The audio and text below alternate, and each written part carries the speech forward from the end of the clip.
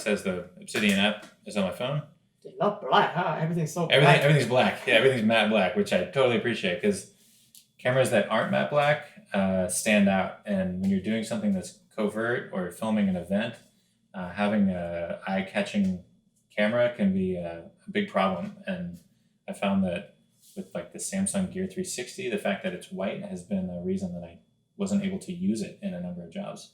Oh, wow. Yeah. Good to know. Yeah, exactly. So no cameras are connected. You hit detect.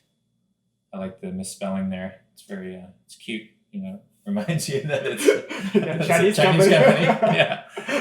Because then it says detected cameras there and it's spelled correctly. So I don't know. Maybe you guys want to fix that.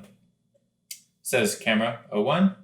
You click it and pretty quickly everything pops up, which is awesome. There's separate lenses. So personally, I prefer to know that I'm getting the separate images well, rather than see any sort of live mediocre stitch of what the equirectangular image is going to look like, because you're going to be missing an understanding of what your coverage is. So it's honestly preferable that I can see each lens separately, because then I can actually see how much overlap there is. And if you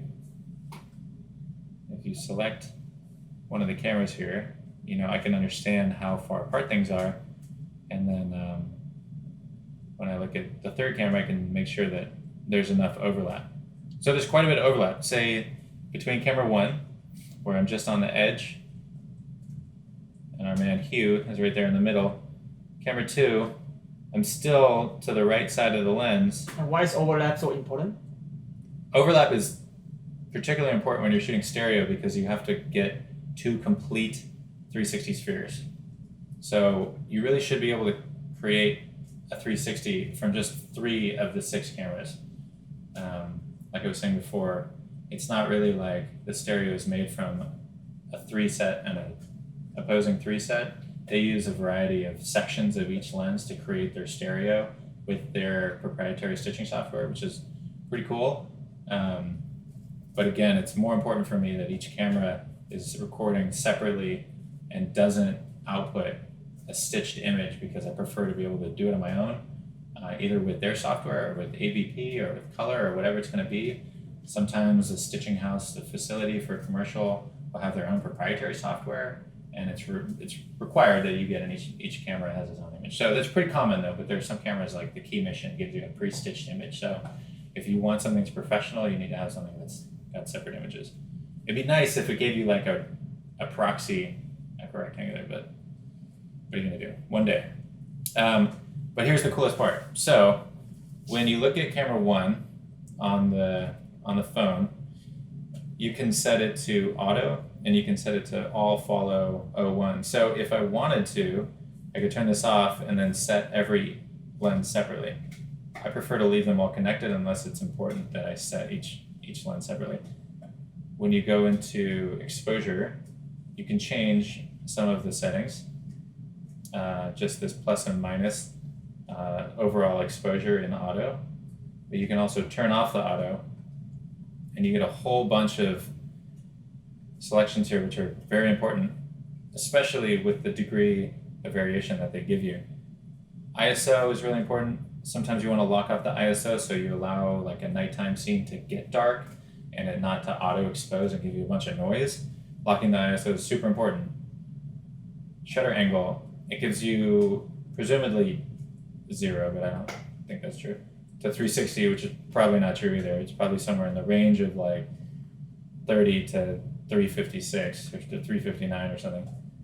But the reason that it's important to have control over the shutter angle is because of all sorts of problems with flicker. So when you're shooting TVs and stuff, you can control the shutter angle. It's important. So if you're shooting a VR scene I just did a project for NASA. We mounted a camera inside the cockpit, and all of the displays on the cockpit of the plane were all flickering.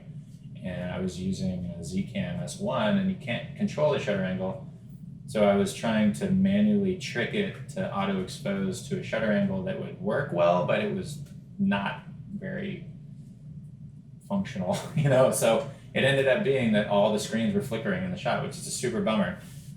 But this part, I wish I could show you with an example, but I don't have any screen handy that would be flickering. Shutter angle is super important. There you go. So you get all these things that you can change manually, which is great, including things with the white balance. So again, you click white balance. It gives you this option of doing auto. If you turn auto off, it goes kind of crazy already. But you can change the temperature, and you can change the tint. What about aperture? So that's all in exposure. You can't change f-stop. You cannot. No. But you can see right now that it's not going to do any auto exposure. So even if I block one of the lenses, it doesn't change to accommodate, which is really important if you're going in and out of different exposures and you want it to hold, you don't want it to affect, you want it to be consistent, and that's creative control, which is really important for VR, which is not something that you get in every camera. So let's experiment with that. So right now we have auto off, ISO is at 200, shutter angle is just a random, here it's set it to 360.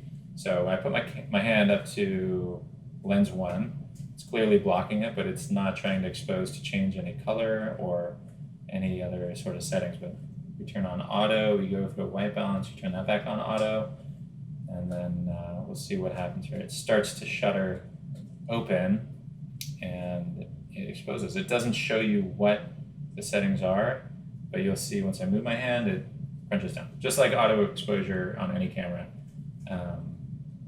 But at least you have the option here to do things more specifically.